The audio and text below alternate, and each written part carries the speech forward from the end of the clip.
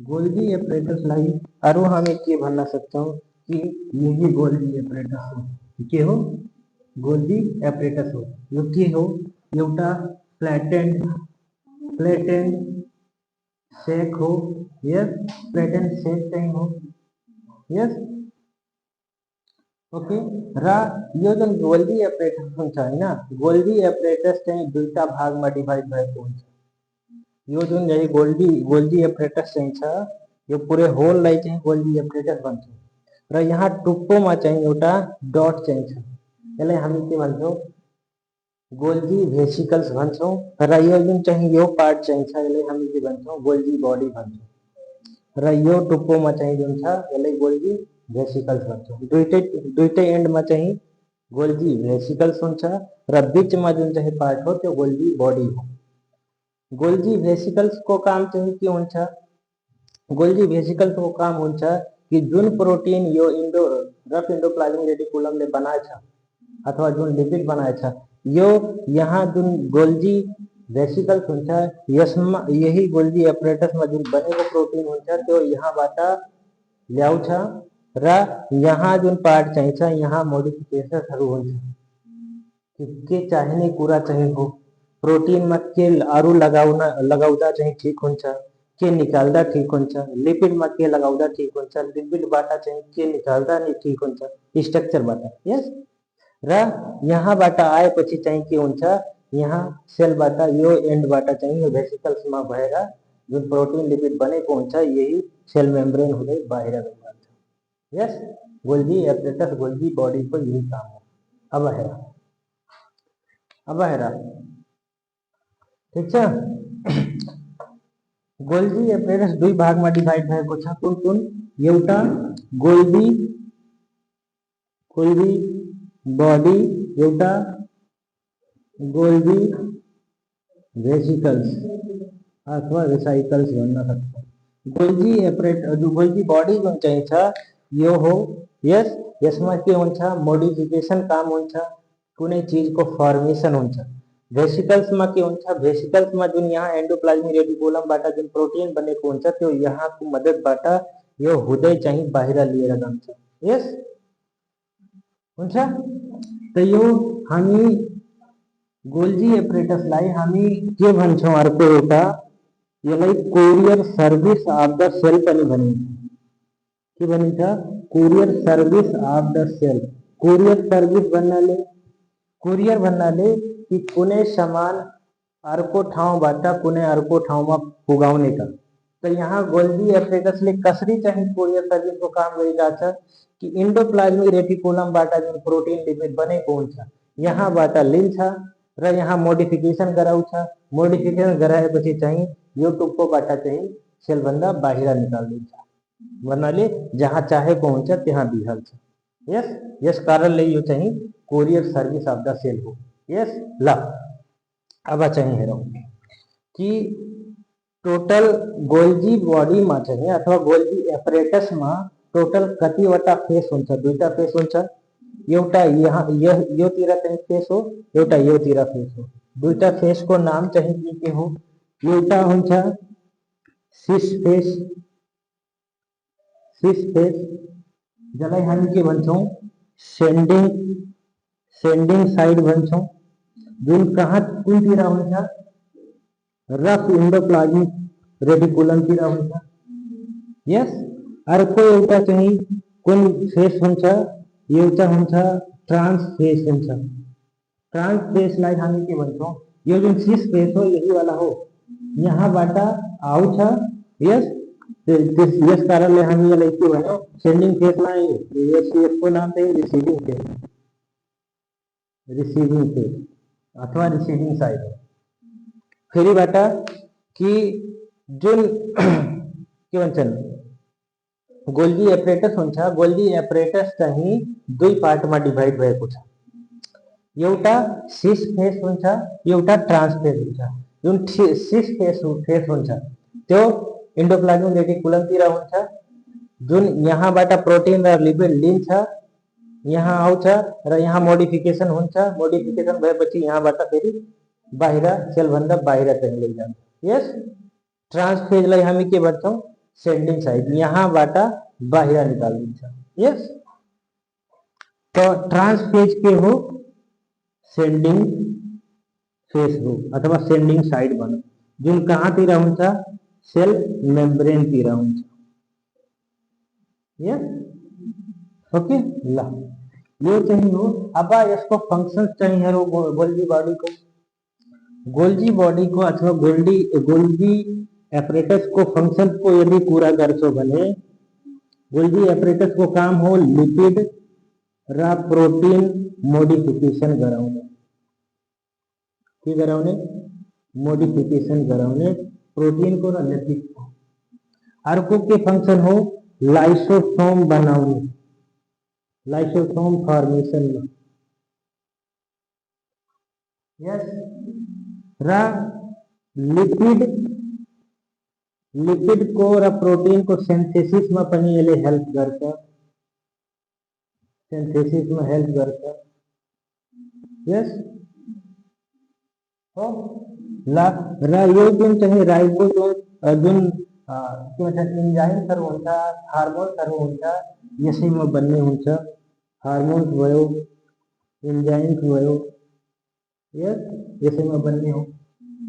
यो के थियो? गोल्गी एपरेटस को बारे। यस, अब हामी अर्को आफ्नो चाहिँ सेल अर्गेनल्स को बारे में कुरा गर्छौं, जसको नाम चाहिँ के हो? पेरिऑक्सिसोम चाहिँ हो। के हो? पेरिऑक्सिसोम। के हो?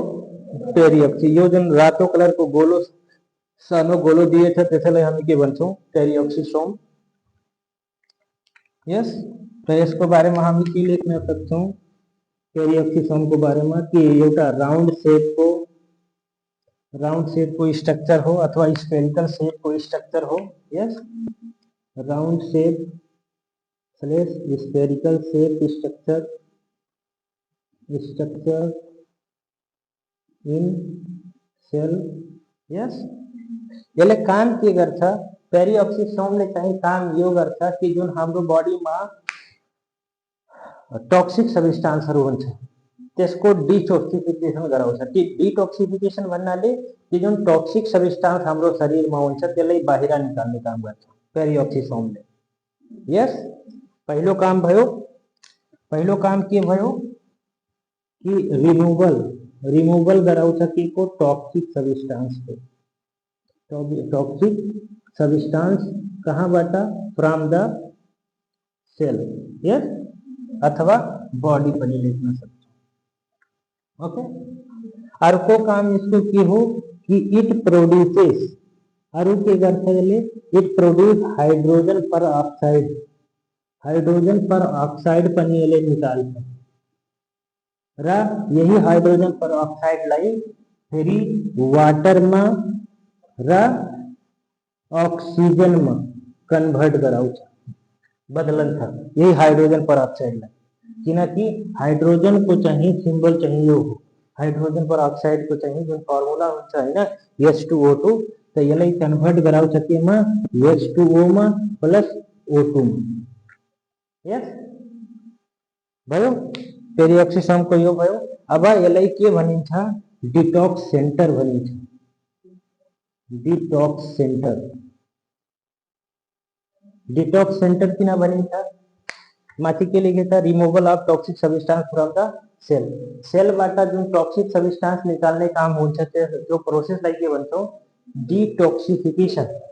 अब डिटॉक्सिफिकेशन यदि पेरिऑक्सिसोमले चाहिँ गराउँछ भने डिटॉक्स सेन्टर आफै चाहिँ यो भन्छौं हामी त्यसलाई। यस, ल, यो थियो के को बारेमा? पेरिऑक्सिसोम को बारेमा। अब हाम्रो लास्ट सेल अर्गेनल हो चाहिँ कुन? सेन्ट्रोसोम। के हो? सेन्ट्रोसोम चाहिँ लास्ट 9 नम्बरमा चाहिँ के हुन्छ? सेन्ट्रोजोम्स पनि भनिन्छ अथवा सेन्ट्रोसोम्स भनिन्छ। यस, सेन्ट्रोसोम्स चाहिँ यसलाई हामी हामी के भन्न सक्छौं कि जुन सेन्ट्रोसोम चाहिँ छ यसै हो, यही हो। यस, र यो चाहिँ मेन चाहिँ यसको काम कहाँ आउँछ? सेल डिभिजन में।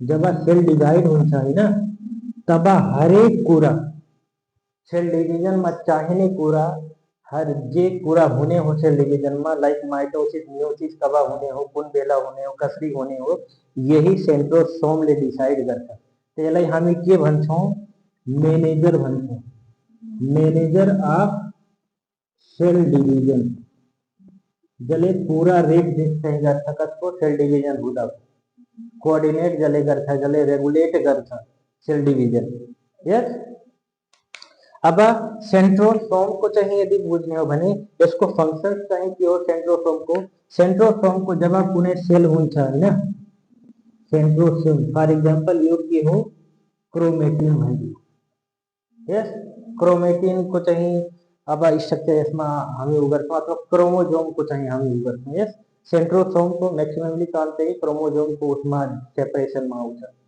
लाइक यहाँ सेंट्रोसोम सँग दुईटा सेंट्रियोल हुन्छ एउटा यो सेंट्रियोल यो एउटा इन्डमा हुन्छ र अर्को सेंट्रियोल अर्को इन्डमा हुन्छ बीचमा हुन्छ क्रोमोजोम के हुन्छ बीचमा हुन्छ क्रोमोजोम यस र यही सेंट्रोसोमले चाहिँ के बनाउँछ स्पाइन्डल फाइबर बनाउँछ के बनाउँछ स्पाइन्डल फाइबर यो धागा जस्तो जुन चाहिँ धेरै छ हैन यसैलाई के भन्छौं हामी स्पाइन्डल फाइबर भन्छौं यस सेंट्रियोलबाट यो बन्छ सेंट्रियोलबाट चाहिँ निस्कन्छ अब जब सेल डिभिजन हुन्छ हैन यही सेंट्रोसोमले के गर्छ यो क्रोमोजोमलाई एक आपसबाट अपोजिट साइडबाट तान्छ र यो क्रोमोजोम एक आपसबाट यसरी चाहिँ छुटिहाल्छ सेपरेट भइहाल्छ यस ल त अब हामी के यसमा फंक्शन के लेख्न सक्छौं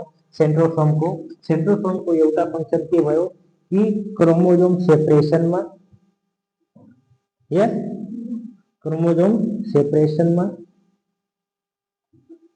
अर्को स्पाइन्डल फॉर्मेशन मा स्पाइन्डल फाइबर फॉर्मेशन मा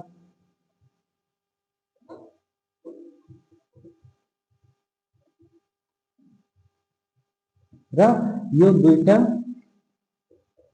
इट कंटेन टू सेंट्रियोल्स हुन्छ ल यही हाम्रो के थियो whole structure of animal cell को बारेमा थियो जस भित्र चाहिँ हामी पार्ट अफ एनिमल चाहिँ पढ्यौं like cell membrane cytoplasm nucleus र सेल अर्गेनल्स हामी दुई लेक्चर देखि कभर गरिरहेछौं यस सेल अर्गेनल्स मा सबै सेल अर्गेनल्स हामी पढिसकेछौं अरु केही सेल अर्गेनल्स जुन छुटेको होला जुन मबाट छुटेको होला माइट बी अर्को लेक्चर मा हामी त्यो कभर गर्छौं नत्र भने हामी कुनै अर्को टपिक मा जुन तिमीले चाहिएको कुरा हुन्छ अथवा जुन बुझ्ने कुरा हुन्छ जुन बुझे छैनौ त्यो मलाई भन्न सक्छौ त्यसको बारेमा न्यू लेक्चर हामी स्टार्ट गर्छौं यस ल थ्यांक यू